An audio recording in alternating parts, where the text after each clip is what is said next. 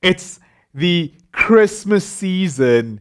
It is the festive period, a time after we've written our exams and we are getting ready for the next year. But there is something beautiful that we usually do at this time of the year, and is important that we keep even going into 2022, that it's not only part of our holiday period, but it's something that we hold on to even during the course of the year. And that is the idea of pausing.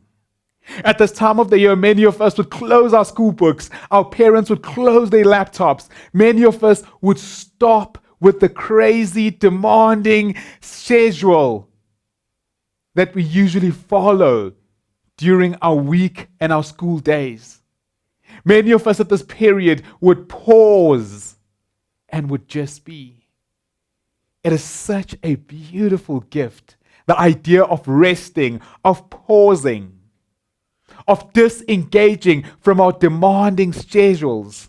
Many of us know that we would wake up early, go to school, meet up with friends at school, would continue with class, and would have sports afterwards. Our parents would pick us up, would get home, would do our schoolwork, and immediately after that, we rest for a short while and we sleep to go into the same routine on the next day. And for some of us, our Saturdays are filled with sports and with other engagements that help us improve ourselves, but also help us establish or rather achieve our life goals. And this is great because we want to progress. But it is also important that we embrace, we celebrate the gift of being able to disengage, to pause, to unplug, and just be. And Jesus shows us in Scripture one of the ways in which we can do this, and that is through prayer. I'm going to take our scripture reading today from Matthew 14, and I'm going to be reading verse 22 to verse 23. Just these two verses that fall between two great stories. The first is the story after Jesus had just fed the 5,000, when he feeds the 5,000 people with 5 loaves and 2 fish, and all of them are filled. A miracle that surprises everyone, a miracle that excites everyone, a miracle that affirms Jesus' ministry. And after that, what happens is he walks on the water and continues to do other great miracles. But in between those two great stories, there is a beautiful passage about Jesus disengaging, and it reads as follows.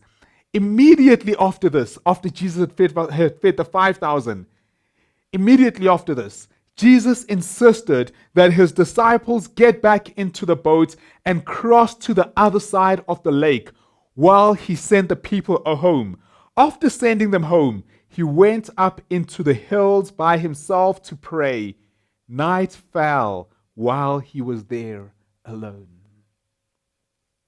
Now, this does not seem like anything worth preaching about.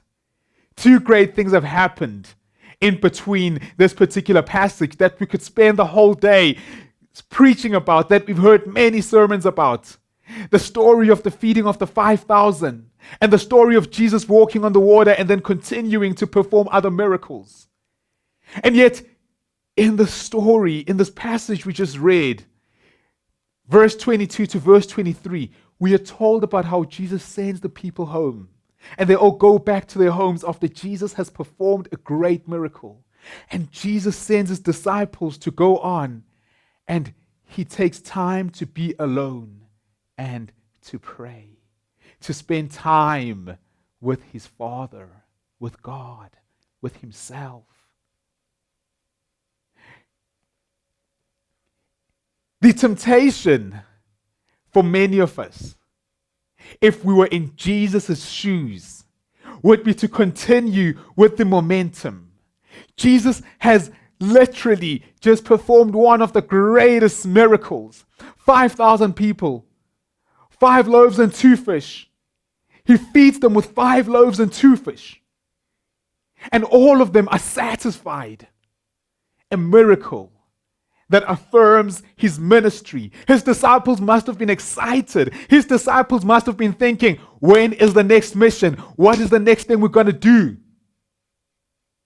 In actual fact, many of us would be under the same trap. When we see ourselves progressing in life, it's like, when is the next mission? What are we doing next? But Jesus, in between two great miracles, instead of just going on with the miracles so that he could feel good about himself, so that he could affirm his ministry and the work that God has called him to do as soon as possible, pauses, disengages in order to spend time alone and to pray. This is a gift that God gives us. The idea of disengaging from everyday life, from the demanding schedules, from the demanding life. Disengaging even from social media because it takes away our energy at times. As you see people sharing stories and they remind you of some of the things that you still want to achieve, and you start stressing as you see your friends sharing about stuff that they're going into, and you start planning about that event. As you see all of these things happening, at times it is important that we also log out and take a break from social media in order to disengage, to pause, and to spend time on our own, and also to pray. This helps us regain our strength and energy. This helps us clear our perspective. One of the gifts I've discovered from the gift of being able to pause and disengage is that at times my worldview and my plans and my everything that I want to do is filled by, or rather is clouded by, what people say I should do, by what people make seem attractive because of their own achievements, by what I sometimes envy, and suddenly my goals and my journey is clouded by all of this, and I no longer have a clear perspective. But when I disengage and when I pause and when I pray to get an idea and understanding of how my life should work out from the maker of my life, I leave that space with a much, much clearer perspective, a clearer understanding about what my journey ought to look like, as opposed to me just drawing from people on social media, from the people I hang around with, from the people that want to advise me in good faith and in good spirit. But in as much as all of that inspires and guides me, I need to pause, I need to disengage, so that it ultimately comes from who I am at the deep, or rather at the core of my soul. And so my encouragement to you is that one of the gifts that we have during the festive season is that we get to disengage. And there is no need to feel guilty about that. Sometimes we get so busy that we feel guilty about resting, and it feels as though there is something we're not doing that we should be doing. Guess what? Resting is something that you should be doing. And therefore there's no need to feel guilty about that. And so we can take this lesson from Jesus. Jesus knew what was ahead. Jesus knew what would happen. He sent his disciples ahead of him on the only boat that they had, and he comes walking on water.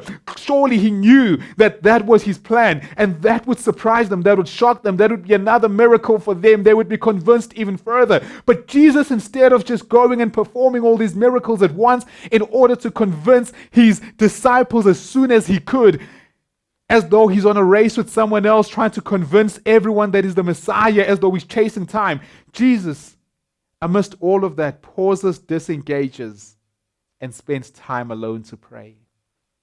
And so that is my encouragement to you. During this December, as you pause, engage, take some time to pray.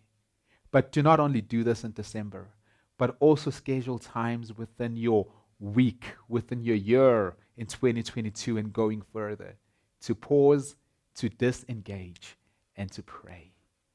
May God strengthen you. May God help you embrace the time of rest without feeling pressured to be busy again. Bless you. Let us pray. Gracious God, in your word, Lord, it says you created the world, and on the seventh day you rested. You even make this one of the commandments, calling us to rest, calling us to observe the Sabbath. God, this is a gift from you to us, but at times our insecurities and our fears, our desire to prove ourselves makes it difficult for us to embrace this gift that is ours in you, Lord Jesus. We pray that we may truly embrace it. We pray that we may take it seriously. We pray that we may celebrate it for what it is to us as humanity. Guide us, Holy Spirit. Guide us, gracious God, to embracing, celebrating the Sabbath gift to the fullest. We thank you, Lord, and pray for all of this. In your mighty name, O Lord Jesus Christ. And all God's people said, amen. Cheers, guys. Bless you. Hope to see you at the Christmas service. If not, be online. We hope to connect.